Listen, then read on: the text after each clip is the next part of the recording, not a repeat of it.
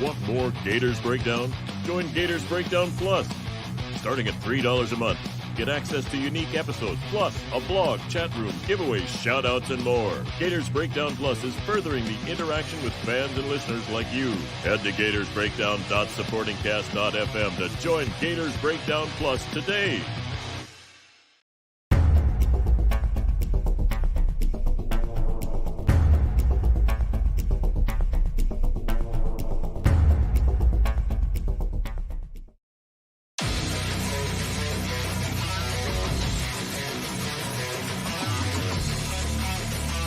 Gators Breakdown, because there's never a dull moment in Gator Nation.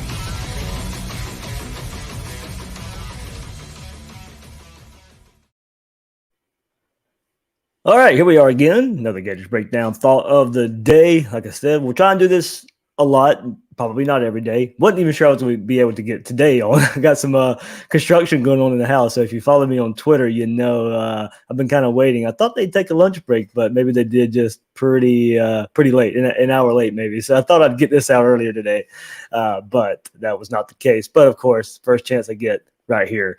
I'm the host of Gators Breakdown, David Waters. You can find me on Twitter at GatorDave_SEC. And the thought of the day pretty much made waves last Friday over the weekend. And, you know, it was put up for debate. And I'll get into it. I'll show it there. But of course, you know, a lot of people are going to say, are going to probably disagree with it, especially from the Florida side. I really disagree with it. So there's a good bit to discuss here in a little short time frame that I do this little thought of the day on. But pretty interesting thought here to start a debate from one Rivals Mike Farrell. And first of all, you know, I respect Mike and what he's done. I've had him here on the podcast, what he's done with Rivals for, you know, a couple of decades now there in what they do here. But I completely disagree with this list. And here we go. I will pop it up, show it to you. And there we go. This was, like I said, late Friday. Teams that do the least with most. I was really surprised with this. And a lot of it dealing with just because of how high he has Florida. Look, Georgia being number one, not sure we can disagree there. When you recruit at that level, national championships are expected. And they're not winning national championships. So are they still winning a lot of games? Absolutely. But I think when you recruit at that level, you are expected to win national championships, and they're not doing it. And so I think you have to probably agree there that number one being there. I think you completely agree with Georgia being number one there with the teams that do the least with most. I'm surprised Florida's number three. I don't see it. I don't know how. If you look at, you know, maybe timelines and expectations are our thing here. I think when you look at this, and, you know, I'll scroll down to kind of see, you can see the whole list there, the whole top 10. There are some of them I agree with, some of them I don't. But, you know, Florida number three. Like I said, I don't know what the timeline is. Is it the last decade? Is it the last 5 years? Is it the last 3 years? I mean, if it's the last 3 years or something like that, then you got to say Florida's, you know, probably exceeded expectations. 2018, in Mullen's first year, 2019, they had some expectations and met them for the most part in 2019. I don't think nobody picked Florida to win the SEC East in 2019. They finished about where you thought they would, and in the top 10. Another double-digit win season in Mullen's second year. 2020 beat Georgia, won the East.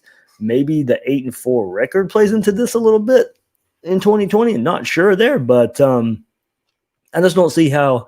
If you want to have Florida on the list just because of general expectations, that maybe Florida should be recruiting better, we can have that debate. Of course, most of us think that, but to me, this makes it seem like whatever talent is already on the roster, teams that do the least with the most. And that leads me to believe whatever you think is on Florida's roster. No, that's not the case here. Florida is not one of the teams that does the least with the most. You have Tennessee, who's recruited well and losing records. FSU recruits okay, the last few years. Still a lot of talent on that roster. Definitely enough talent on that roster not to be having losing records in the ACC. Miami, some losing records in the last few years. I don't know. I just don't see how in the world you could have Florida. If you want to have Florida on the list, okay. I don't agree with that part either, really. But if you're going to have them on this list, Texas, Tennessee, Florida State, Miami have to be above Florida. There's absolutely no way. Texas is firing another coach and has Steve Sarkisian coming in as well. Texas A&M, I'm not really sure they do the least with the most. If you look at their roster, they're doing about what's expected, much like Florida. Now, you could argue, could Texas A&M have recruited better a little bit before Jimbo got it rolling on the recruiting front the last couple of cycles? But I don't think that's what this is saying here. There's not a whole lot of what, Mike doesn't necessarily – there's not a whole lot of thoughts of here of what went behind his thought process here. There's no article that goes along with it or anything like that. So we kind of just have to take this picture – take these rankings on the surface here. But to me, this leads to believe whatever you have on your roster. So the least with the most. Is it the most expectations? Is it the most fertile recruiting ground? Yeah, I don't know. But this leads me to believe whatever you have on your roster. And there's just, to me, no way you can have Florida above Texas, above Tennessee, above Michigan as well. Michigan, for well as they've recruited, they have not won their division. They cannot get over the Ohio State. Look, I mean, we can sit here and slam, Florida, or some people can sit here and slam Florida. Well, you've only beat Georgia once since Mullen's been there, and it took a quarterback issue. It took injuries on defense. It doesn't matter. Florida beat Georgia. Michigan cannot find a way, no matter what the circumstances, to beat Ohio State. So that's that's one part of it. They can't win their division. So Michigan, that automatically puts them ahead of Florida to me. If you want to just use these teams that are listed here, teams that do the least with the most, Michigan should be above Florida. Texas should be above Florida. Tennessee should be above Florida, who's on another head coach, by the way, Tennessee. FSU, since Willie Taggart's been there, the least with the most, they still had a lot of talent on that roster from Jimbo Fisher to Willie Taggart. Bottom fell out on another coach with Mike Norvell. We saw the ugliness that was FSU again last year. And how can you put Florida above FSU when the rosters really aren't that far apart as far as pure talent base? Now, if you want to get into development, Florida's way up there. And maybe Mike puts that in perspective here. I don't know. Maybe he's talking about that too. Miami, I guess, their roster has that talent level has been raising a little bit as well, but they've had some subpar seasons as well. So I just don't know, given the last 3 years of Florida, the 3 years under Dan Mullen, how you can have Florida on a list that does the least with the most. Doesn't make a whole lot of sense to me. Maybe he said debate. Maybe Mike just put it up there to have a debate. I don't know. Like I said, not a whole lot of info of why these teams are listed where they're at. USC, I mean, number 2, I can probably agree with that too. There's a lot of talent on that roster in the Pac-12 for them not to be winning more than they're winning when Oregon and Utah or the teams have been on a consistent basis the last few years of leading that conference. The USC should definitely be up there, but I don't get it. I don't see why Florida is on this list. Let's go and see what's going on in the comments. And there we go. This is probably the easiest way to put it. And we can go back to 24/7 Sports and what they posted a couple weeks ago with Florida's development, and how Florida develops. It was only behind Alabama as far as top 24/7 prospects, putting them in the NFL draft and giving them a development rating. Joshua Keller says Florida does more with less. You're exactly right, Keith. I think Keith said that. Yeah, Keith Carlos says Florida does more with less. That's what it should be. Florida does do more with less when you compare to an Alabama, to a Georgia, to an LSU. Florida LSU roster is pretty comparable when it's all said and done, especially when 24/7 Sports came out today, also with their let me see if I can find that. It was the 24/7 Sports blue chip ratio. It lets you know teams that can win a national championship based on roster there. So let me see if I can share that as well. Let's stop this one. And then I'll try and find what 24/7 put out today as well with their blue chip ratio.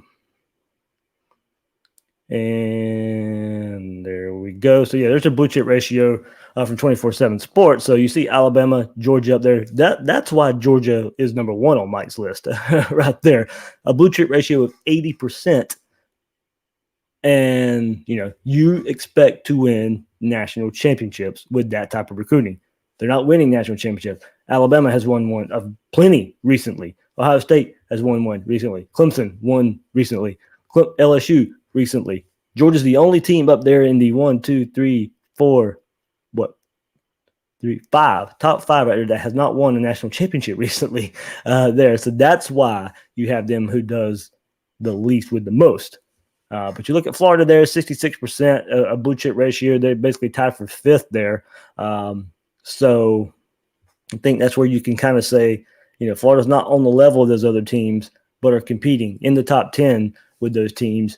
So that's where you can say Florida does do more with less compared to a lot of those other teams. So there is the thought for today. And looking at that, I just, quick hit episodes here. Of course, Will Miles and I will be back together again on Tuesday of this week.